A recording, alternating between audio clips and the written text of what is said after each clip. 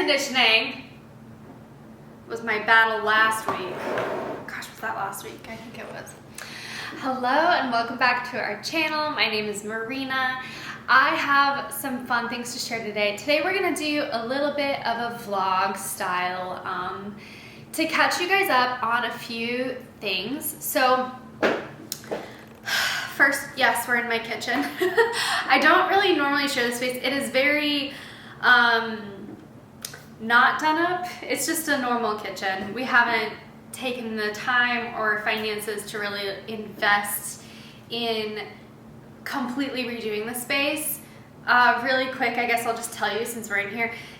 You probably can't tell in this video, but our countertops are technically a light pink. Our cabinets on the outside, they look like they're holding up okay. On the inside, they are not holding up as well. So eventually the countertops in these cabinets do need to be replaced because they aren't going to last another 30 years. Because we know that a lot of this space needs more likely of, I don't want to say gut job completely, but so do our master bathroom and closet. So there's just some things that haven't necessarily lasted the test of time, so the materials aren't holding up as well as we would like for them to. Anyways, that's why I don't always show my kitchen, because it's not, you know, it's one of those things you clean it and it still doesn't feel clean. It just doesn't always look the best on camera, but that's okay, because we're just normal people. I am gonna prep for dinner really quick. I have never been this advanced in my life as far as like, it's 10:30 in the morning and I'm getting a crock pot ready. That is like unheard of in this house. Not because I'm not a good cook, but because I've never really done crock pot dinners that take like 10 hours to get ready. I'm gonna pull out my crock pot really quick because I have other fun things to share with you guys. Okay, the reason why I wanted to vlog today is because I have some really important to me stories that I wanted to share, and I just felt like doing it in a vlog version was a little more true to self. I didn't want to like sit down in front of the camera and be like, and then this happened.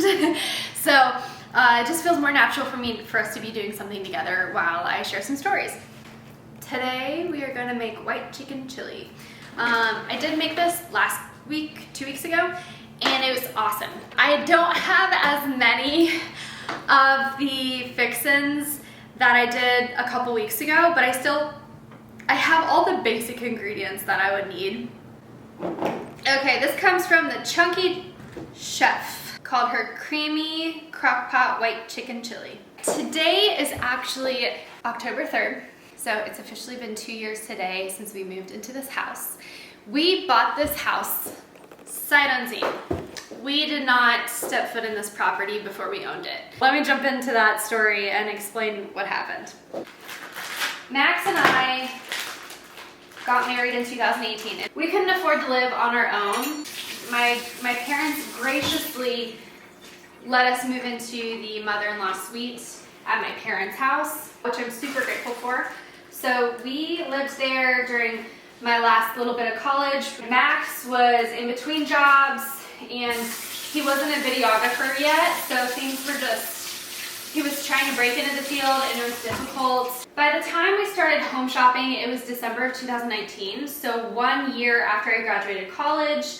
I had been working for my family, I had also been working for our church, and things were going well, but everything was really spread out. We needed our own space. We wanted to be independent as a couple. You know, we were only together for a year before we got married, and we dated for 4 months, and we were engaged for about 8 months. I wouldn't change any of that. So I'm super grateful for how our love story came about, but as far as getting a home was like the most stressful thing. Like it was for a lot of people, because the pandemic really made it not easy to land anywhere. So because we're from Arizona, there were an genuinely overwhelming amount of Californians and other people as well moving to Arizona, and I know that it happened in other places like Texas as well.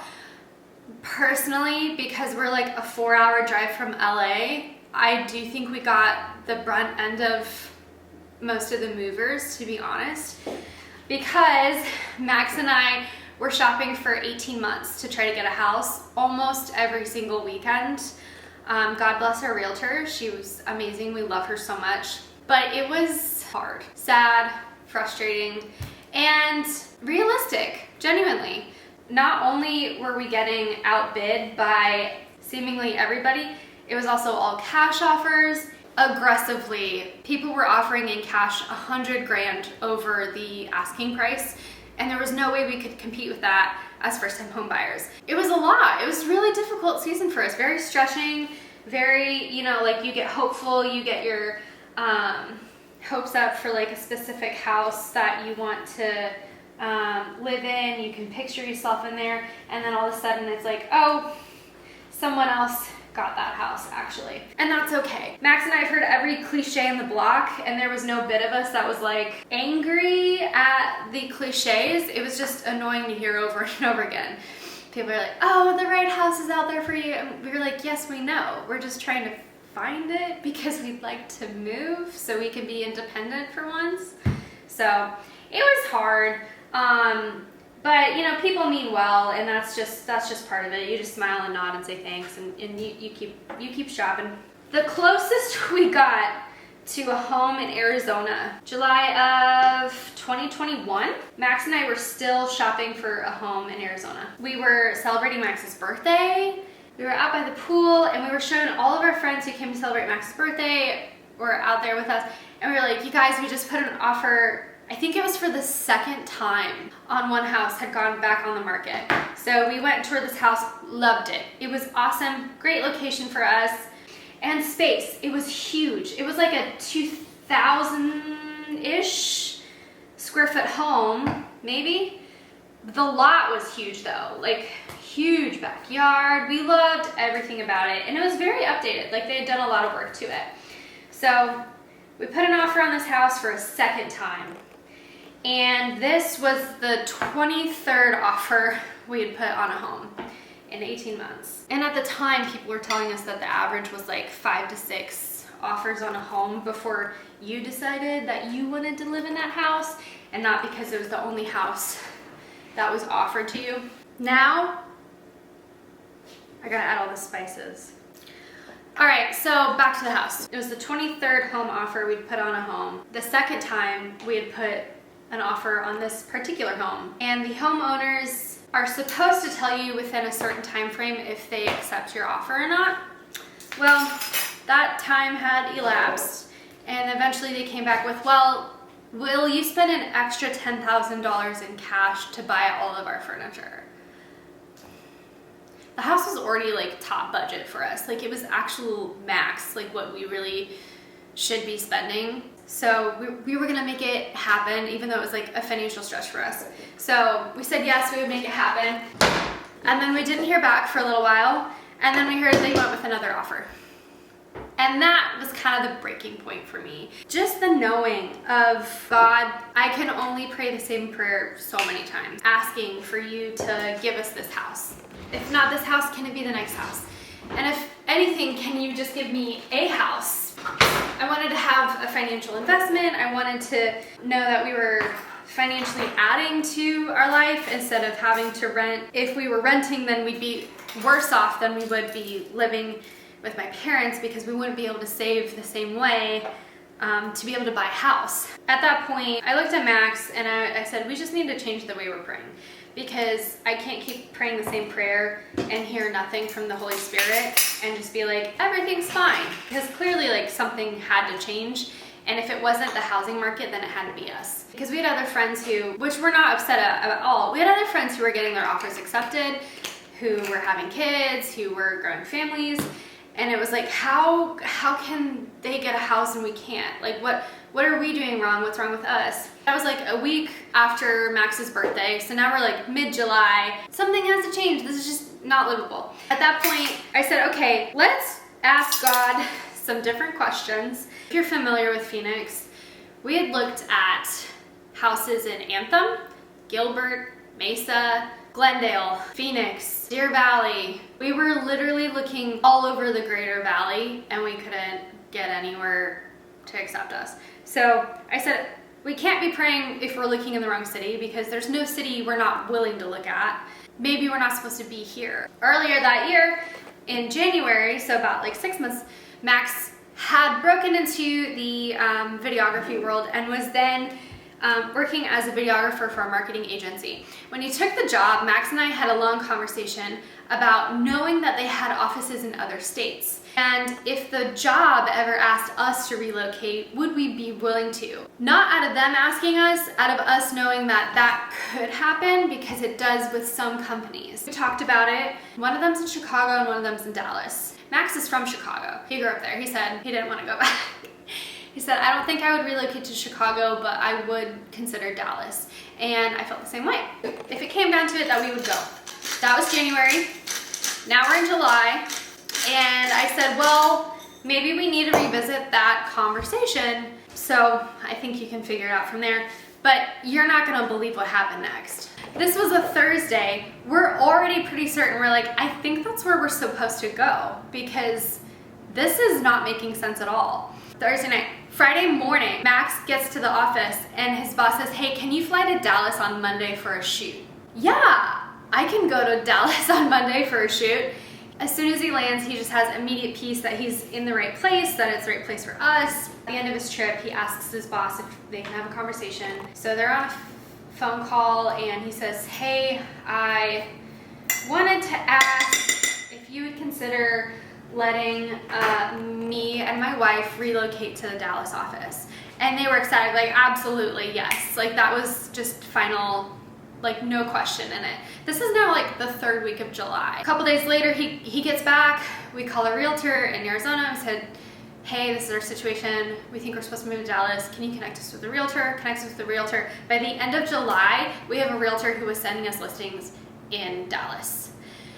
Super fast. Like it was lightning fast to already have connections and homes in our inbox when like 2.5 weeks ago, we were still looking at homes in Arizona. We finally start looking at homes really intently. We're like looking at flights to come out just to get feet on the ground to see the areas that we like, see where Max's office would be, like how far the commute would be. So that goes on for a couple weeks. And then mid-August, a whole month after our last offer in Arizona, we put our first offer on a home in Texas. We ended up sharing our story in a personal letter. And the selling realtor who read it had compassion on us. And if we hadn't sent that letter, I wouldn't be in this house today. She read our story. She said, I can't give you this house, but I have another one in the same neighborhood, and if you guys want it, it's yours. It was the weirdest thing to have all these doors just open up wide and in the best way. And we were so grateful that someone had compassion on us. It was so weird to not get this phone call of like, someone accepted your offer. There was just all this buildup. At that point, we had put 24 offers on homes. This was our 25th offer on a house in less than 2 years. And we just had such a peace with like moving here. Our realtor came toward the house. She said, I think this is a great fit for you guys. Sent us all the pictures and videos. The inspection went well. There were a couple things that came up that we still need to fix. But we were okay with it because someone just said yes to us. And out of all the things that the inspector was worried about, it was really doable things. We said yes, and at the end of August, we had a contract signed, and September 29th, we closed. But the crazy doesn't stop there. Someone had said yes to us. We had a house we were gonna be getting. It was the end of August. Now, at the beginning of September, kind of start to get difficult. Okay, now I'm gonna put this on low, clean up a little bit. Look at me. Got dinner in the crock pot and it's 11 in the morning. Low, enter. I'm so excited to have that done. All right, I'm gonna clean up and then I'll resume our story in a second. All right, I've answered some emails. Here's my afternoon pick-me-up. Just some vitamin B that I just mix with water. Drinking my vitamins. I am going to work on this week's family fall movie list. So if you follow us on Instagram, one of our new favorite things we've been doing is we've been doing movie list series. So we just did a fall movie list where we did 3 sets of fall movies. And then last week I shared fall family Halloween themed movies that you can watch with like younger kids. And then I have a second one of those for this week. And then next week, I'm gonna start my not so scary movie list. So I am not like a huge horror genre, but I love thrillers and I love those kinds of action films that are like a little bit scary. I'm gonna have a set of those and then some that are a little bit scarier than that. Then after all of that is done, we'll jump into some Thanksgiving films and then Christmas films, and we'll end the year for 3 or 4 months of movie genre lists, which is so fun, super us. So I'm gonna set up my living room. I always shoot in the living room with like a shot of the TV with a movie playing to showcase one of the movies of the week. So I'm gonna get that set up.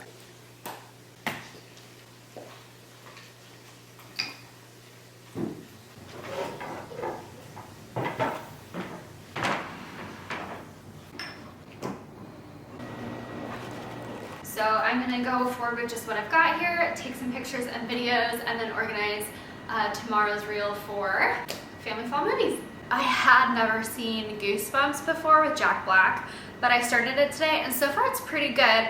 I think it's a total winner to go on the list for this week, so I'm gonna go ahead and take some pictures and videos with that as the movie in the background for this week. Sometimes it's really hard to find like the right spot of the movie to share. Now I need to take my camera down so that way I can take pictures of the scene.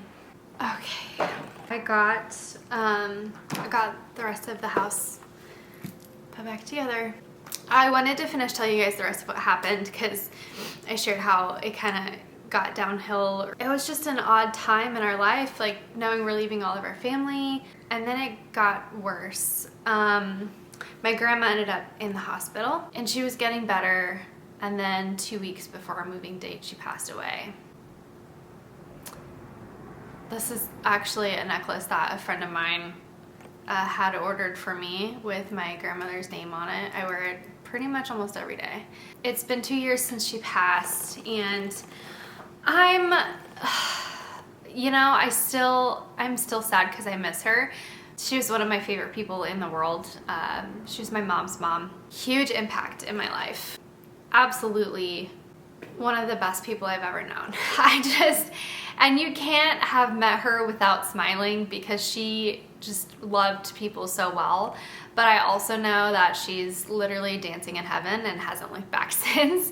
There's just this peace knowing I'll get to see her again one day. I miss her a lot. I do though. Like I think about her all the time. Another layer of complications on top of my grandmother passing, Max and I moving out of state, was that my mother was opening a second business, and because I was basically her manager at the time, it required me to also mobilize opening a second business the day we were moving. We did do that on purpose because I was determined to be there for the opening. We closed down the house a week before we actually moved, and I did it that way because I felt like I needed to be there to help launch the business. I didn't want to just say, good luck everybody, I'm out of here a week in advance. That just felt wrong. You know, we were up till 3, 4 in the morning the night before getting the moving truck packed. Max and I slept on my parents' couch the night before because our bed was packed. And then we were up at like 6 a.m. getting ready. It was just like the craziest time of our life, genuinely. And then it just got worse. We ended up leaving later that day than we intended to. We planned on leaving around 10 a.m. I think we didn't end up leaving till the grand opening was over around like 1 or 2 o'clock. Max's brother, my brother-in-law, came with us, and so did my dad. We took our vehicle into U-Haul, and we left later than we meant to. So we ended up pulling over around 2 in the morning. All of us barely slept that night. We get a couple hours of sleep, we get back on the road. And at this point, again, you know, we'd been up several hours the night before, early that morning. And then we were 45 minutes away from the house. I had said that through the 16-hour drive, I said my only request I have out of like being so grateful that my brother-in-law and dad came, I was like, I just want to ride with Max for the last hour of the trip and to be able to pull up to our house with him because we've never seen the house. He was out of town for the week before when my grandmother passed, and I just wanted to have like an hour to reconnect with him before we pulled into the house and to get to open the home together and do a walkthrough, and everyone was fine with that. So Max and his brother were in the moving truck a little bit behind us, so my dad and I stopped at a Walmart to wait for the moving truck to catch up with us. And my dad had a seizure. It was the worst day of my life. To watch a parent go through something like that. He'd never had one before, and we were just getting ready to check out. We grabbed like cleaning supplies for the house while we were waiting, and my dad and I walked to the checkout, and he said something's wrong. I couldn't understand what he was saying, and he grabbed the cart handle and couldn't stop looking upwards, and then he started to fall, and I screamed for help, and it's like, felt like I was screaming for minutes before anyone came to help us, and he fell to the ground, and I helped him fall gently, and was just screaming for help and looking around, and it took forever for anyone to understand what was happening. Eventually, a group of about 5 individuals were there with like hands-on experience. One of them said she was a nurse, and she was timing everything. Someone else called 911.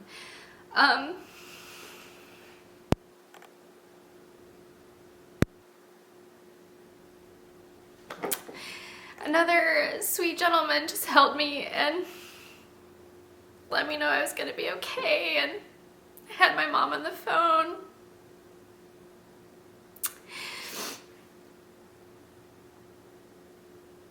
And my grandma had still passed just like days before that, the previous week, and I couldn't choose to be strong anymore. It was taking everything in me just to get to the house because I was so tired and exhausted and mourning a previous loss, and for that to happen with a parent was like, it was the hardest day of my life. Knowing that, we were also moving away from family, and then going through that, not having anyone nearby us. It was just, it felt like too much, and I couldn't stand to try to keep it together. So I know that in those kinds of moments, how important it is to stay calm, but I had no strength left to do that. Sorry for crying. It's hard to relive it, but I also think it's important to share. Ambulance came, and they took him to a hospital, and they told me which hospital to go to. I got in, and my dad was awake and conscious, and he was like, "What happened?" And I was like, "Well, you had a seizure." I stayed with him, and the doctors wanted to analyze him for a couple days and do CAT scans and check because he was so young to have a seizure. So they kept him, and Max had to come to the house without me, which is fine. Like, my dad felt really bad about it, and I told him that it was literally like, I would choose my dad over this house every day. Like, nobody wants to lose a parent. So Max and his brother got to the house and started unloading so that way we could have somewhere to sleep. I stayed with my dad, and I went and got him food, and you know how rushed drive-thrus can feel. Grab your food and go, especially when things are super busy. I was waiting for them to hand me my food still. I put in the maps, the hospital, and I was making sure I had a route and that I knew where I was going, and I felt like I had all this extra free time. I was like, man, I feel so much more relaxed. Like, I know where I'm driving to after they finally hand me my food. And I looked over, and the sweet teenager was just standing there like this, waiting to hand me my food and my drinks. And all the patience in the world. And it really meant everything to me to have someone be so kind and patient in a moment like that. After such a stressful, difficult day. So, I know it's so silly, but literally like that kind of, you know, and I said, oh my gosh, I'm so sorry. I didn't realize you were waiting for me. He said, oh, it's okay. It looked like you needed a minute, or like there was something important you needed. And that was just everything. So I got to the hospital. I brought my dad dinner. He said he was feeling fine. I hated leaving him, but you know, he really told me to get out, and he wanted me to come see the house and be with Max. And 11 o'clock midnight when I got to the house, it was really dark. It was Halloween, October 3rd, 2 years ago today. Again, we'd never been even to the neighborhood. Like we had no idea what to expect. So I pull up to a street I've never been on before, and all I see are like Halloween decor, and it's dark, and I was like, where did I just move to? Because this is kind of creepy. I was like, did we make a bad decision? And in the daylight, it's fine. It wasn't a big deal. But your first time pulling up to it, it was creepy, and I was not sure what to expect. I get to the house. I finally get to lay in my bed, lay in the mattress on the ground, and I finally go to sleep. And I am woken up by honking, extreme honking. There's an emergency. Someone's honking outside of our house, kind of honk. And our moving truck was in the way of the school bus getting down the street, and it was so embarrassing because we never met any of our neighbors, and Max had to go outside, and like there's one of our neighbors that's across the street from us. They usually have a car parked in front of their house. So with their car and our moving truck, the school bus driver couldn't get by, and that was our hello to the rest of our neighbors. That was unfortunate. But everything else after the fact, like, you know, when I got in bed that night, all I could think was, man, God really opened up every door for us to get here. And Satan has been doing everything he can to keep us from getting to this house. And we must have made the best decision coming here to threaten the enemy enough to want to keep us from coming here for whatever our future holds with this big change. That is really like the one thing I've been holding on to for the last 2 years, was knowing how hard today was 2 years ago. But our best friends did move from Arizona to Texas with us. They arrived a couple days after us. And they are still moving in with us. We are super excited to have the holidays together with their 2 boys.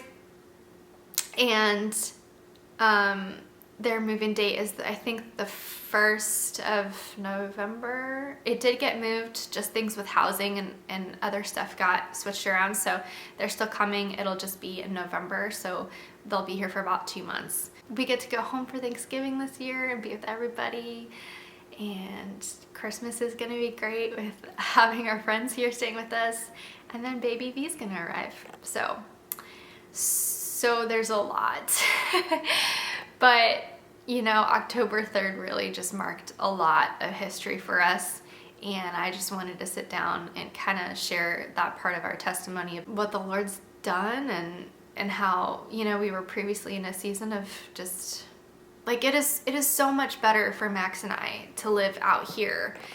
One of the most defining moments of our marriage and of our lives. I wouldn't trade being here at all. I'm so grateful for this and this season and baby V on the way. That is a little bit of what I wanted to share today, and I have other work I need to get back to, other things to edit and people to email, so I'm gonna get to it.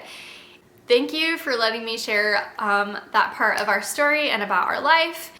If you liked the video, please go ahead and just physically like the little button. That means a lot for us, and even more so if you leave a comment, even more so if you subscribe, and at the most if you leave you click the notification bell. All those things greatly positively impact our channel and our lives. So that is like one of the best ways you can support us as a family, and I am just so grateful for the ability to like sit down and share all this with you guys. So thanks, and I'll see you guys next week. Bye.